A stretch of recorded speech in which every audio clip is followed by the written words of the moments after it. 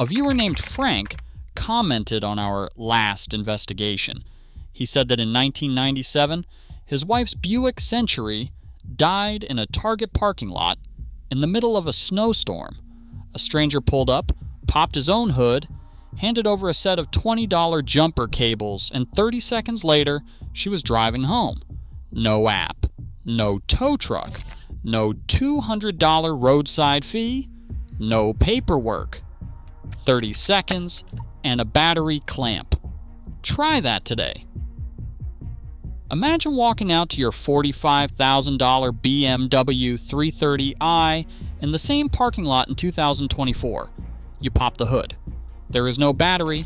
There is an engine cover, a plastic shroud, a serpentine belt, and a tiny red plastic tab that says emergency jump point.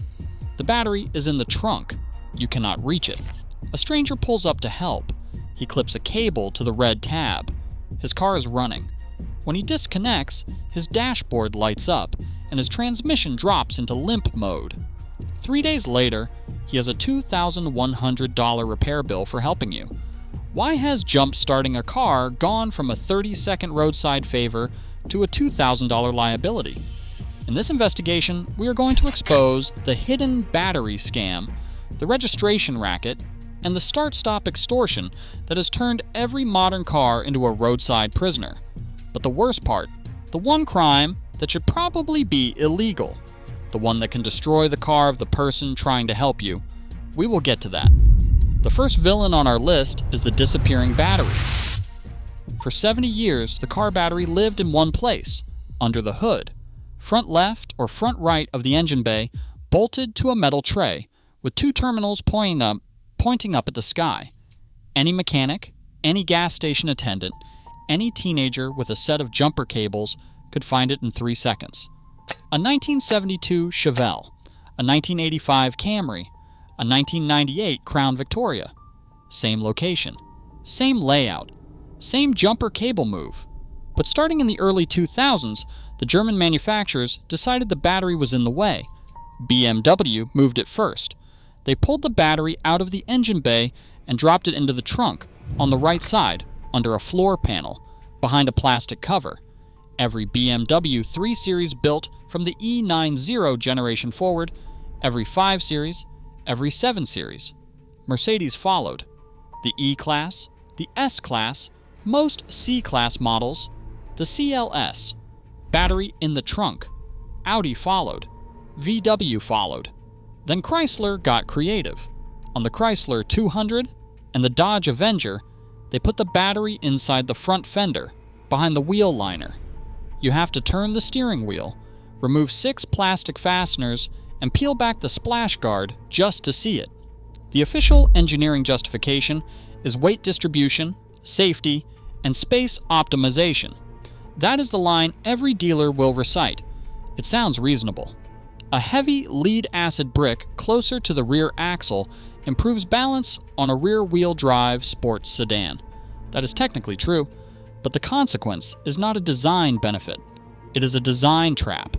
You cannot reach your own battery in an emergency. You are locked out of your own car by a plastic trim panel and a piece of trunk carpet. In a snowstorm, in the rain, in the dark, in a parking garage at midnight, you cannot get to the one component that powers your entire vehicle. A 1985 Camry owner can. You cannot. The technology has not advanced. It has regressed. The manufacturers know this. They do not leave the trunk-mounted battery completely unreachable. They install a small remote jump start terminal under the hood, a red plastic tab, a positive post the size of a pencil eraser, and a designated ground point somewhere on the intake manifold. They market this as a convenience feature. Remember that remote jump terminal, because it is going to matter more than you think when we get to the voltage spike problem. It is not a convenience, it is evidence. The remote terminal is a long, thin gauge wire that runs from the trunk battery through the underfloor harness to the engine bay. It is not designed for heavy starter amperage. It is designed for trickle charging. If the terminal is corroded, if the plastic cover is cracked, If the underfloor wire has been damaged by road salt, the remote jump point is useless. The owner's manual will tell you that in microscopic print. And here's the part no one warns you about. Tow truck operators and independent roadside service companies are beginning to refuse jump starts on certain makes. AAA Dispatch centers train operators to recommend tow and charge on European sedans with trunk batteries. The tow bill is $200 minimum. The flatbed cannot load the car if the car cannot shift out of park. The car has to be winched. The winch process on a low-ride sedan damages the bumper covers on about a third of jobs. There is a $400 body shop bill on top of the tow. A battery that used to be accessible with one hand in 30 seconds is now a logistical emergency that costs $600 before anyone has touched the actual battery. But even if you find the battery, there is a second crime waiting. The manufacturers have made it so that replacing your own battery without paying them another $200 is nearly impossible. They have turned a $100 repair into a subscription service. For decades, replacing a car battery was the simplest repair in the automotive world. You drove to an auto parts store. You handed them $100. They handed you a battery. You drove home, loosened 2 terminals, lifted out the old battery, dropped in the new one, tightened 2 terminals, and you were done. Total time, including the drive, 45 minutes. Total cost, $100. Then in 2002, BMW quietly introduced the intelligent battery sensor. They called it IBS. It was a small black module clamped around the negative battery terminal. It monitored the battery charge, discharge, voltage, current draw, and temperature in real time, and it sent that data to the digital motor electronics module, which BMW calls the DME. The DME then adjusted the alternator output to match whatever the IBS said the battery needed. This sounded like a good idea on paper. In practice, it created a booby trap. The DME learns the battery over time. As a battery ages, its internal resistance rises, and the DME compensates by cranking up the charging voltage. 5 years in, your DME is pumping 14.8 volts into a tired battery that can barely hold a charge. That is fine. The battery is on its last legs. It can take the abuse. But the moment you drop in a brand new battery, the DME does not know. It is still pumping 14.8 volts into a battery that needs 14.2 volts. It overcharges the new cell. It boils the electrolyte. It destroys the battery in 6 to 18 months. The only way to stop this is to tell the DME that a new battery is present. You have to register the battery. BMW, Mercedes, Audi, Volkswagen, Volvo, Jaguar, Land Rover, Mini, Mazda, Seat, and Skoda all require this on some portion of their modern lineup. Banner Batterian confirms in its technical documentation that battery registration has been required for all start-stop vehicles with IBS, Intelligent Battery Sensor Systems, since 2008. That is not one brand, that is the entire European industry, and a growing share of the Asian and American industry. Here is the cost. A BMW dealer will register a new battery for approximately $200. Mercedes charges similar.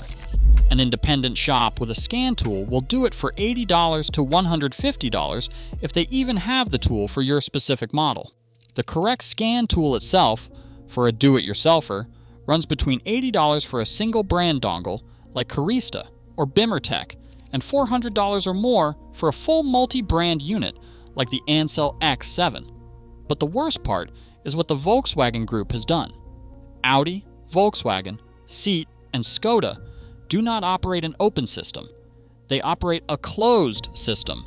Every original Audi battery comes with a unique BEM code for battery energy management.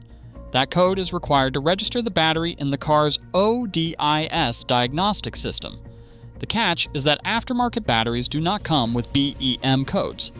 Only original equipment Audi batteries sold through the Audi parts counter come with a BEM code.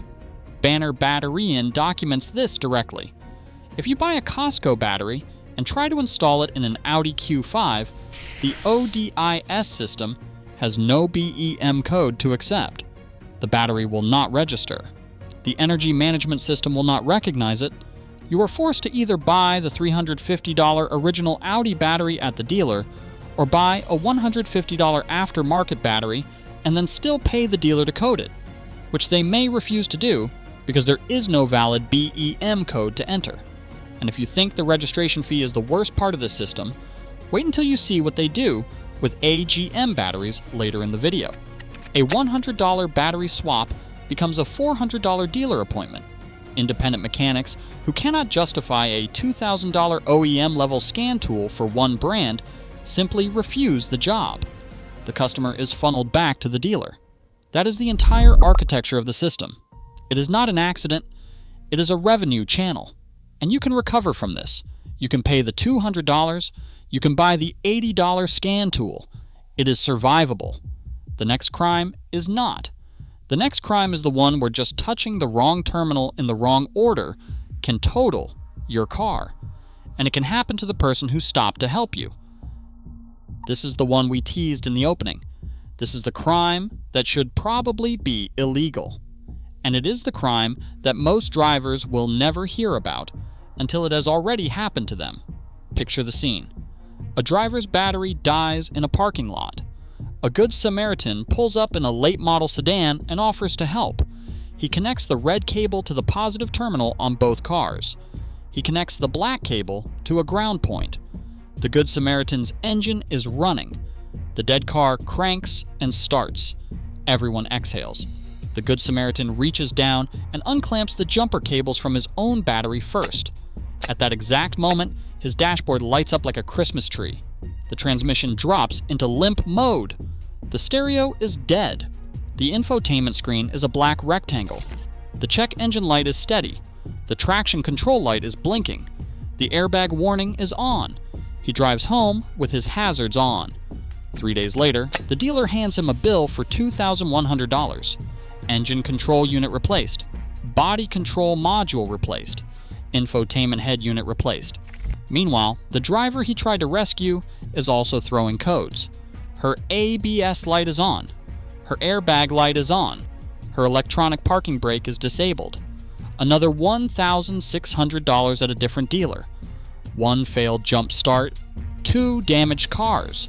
Almost $4,000 in repairs from what was supposed to be a 10-minute roadside favor. How is this possible? 2 12-volt cars connected through 2 copper cables. How does that destroy thousands of dollars of electronics? The answer is a phenomenon that automotive engineers have known about for 40 years, and that no owner's manual clearly explains to the driver.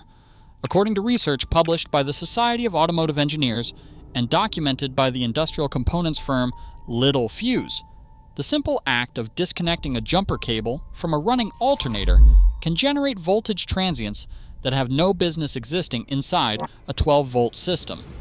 The mechanism is called load dump. When a dead battery is being recharged by a running alternator, the alternator is producing heavy current. Its magnetic field is saturated. Its voltage regulator is holding the output near 14 volts. The moment the jumper cable is disconnected, the load vanishes in microseconds. The battery is no longer drawing current, but the alternator's magnetic field cannot collapse instantly. The voltage regulator cannot respond instantly either. For a brief window, the alternator is producing current into a circuit with almost no resistance. The result is a transient voltage spike. The Society of Automotive Engineers and Little Fuse research documents spikes between 80 and 300 volts, lasting up to 400 milliseconds. In a different scenario, cranking a dead car with the donor engine running, the voltage regulator produces a 320 microsecond spike of 80 to 300 volts flowing back through the connected cables into the donor car. Every engine control unit in a modern car is rated for roughly 16 volts, with transient protection up to about 40 volts for short durations. 300 volts for 400 milliseconds is not a transient. It is a lightning strike. It exceeds the damage threshold of every solid-state module in both vehicles. The engine control unit, the body control module, the transmission control unit, the anti-lock braking system module, the airbag control unit, the infotainment head unit, and the instrument cluster all sit on the same power rail. They all see the spike. Any one of them can be killed. Often, several are killed at once. Repair technicians on Bob is the Oil Guy have documented this exact failure mode for over a decade. One industry tech wrote bluntly that his shop regrettably has to decline to jump anyone's battery. Too many bad things can happen. Modern cars have a litany of small things that can be damaged, fraught with peril. This is a professional mechanic refusing to perform a repair that a teenager with a pair of cables could do on any 1995 vehicle. Repair costs are documented. Electronic control unit replacement on a modern BMW, Mercedes, or Audi runs $800 to $2,500, including programming. Infotainment head units on luxury cars run $1,200 to $3,500. Body control module replacement is $600 to $1,200 before labor. The dealer will verify the damage, and they will also note in the service file that the damage was caused by improper jump starting, which the warranty excludes. Comprehensive auto insurance excludes it too. Any policy you read will contain a clause ruling out damage from improper maintenance or user error. There is no one to bill except yourself. And here's where the foreshadow from earlier pays off.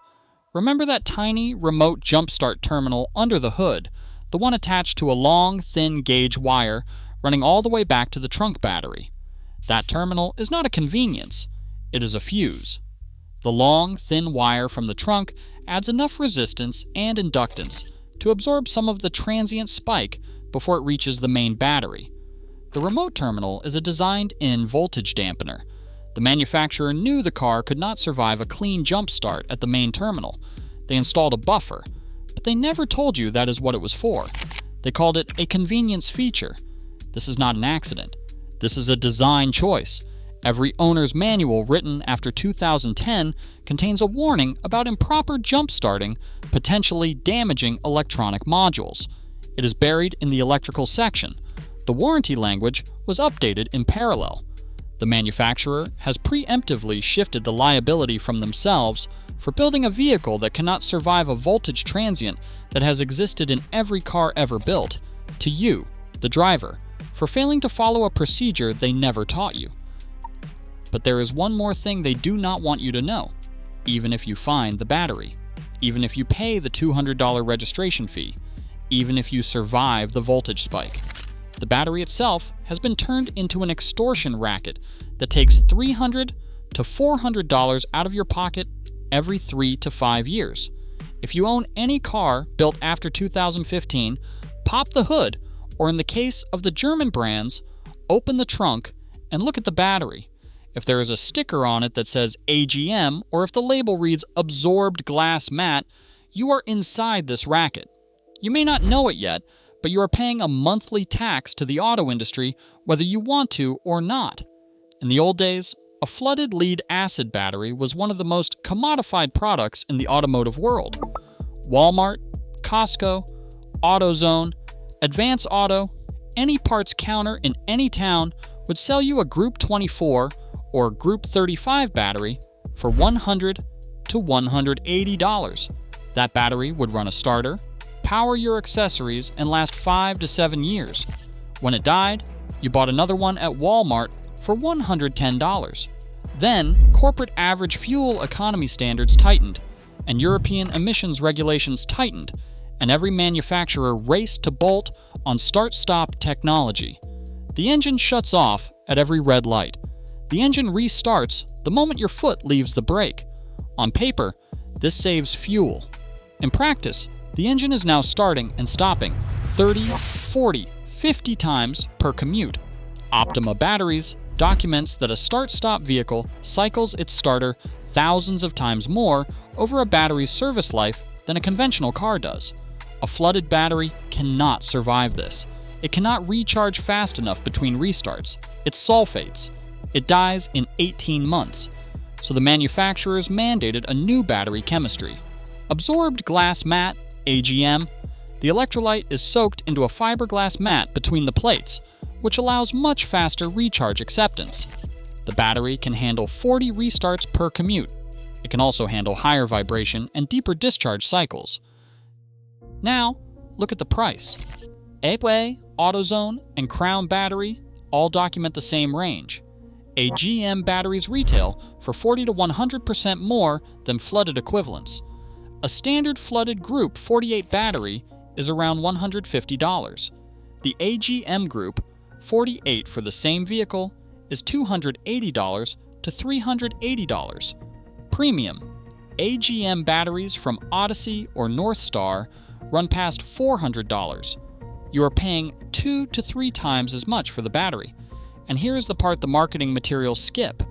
AGM batteries are rated for 4 to 7 years in normal service. In start-stop service, they are punished.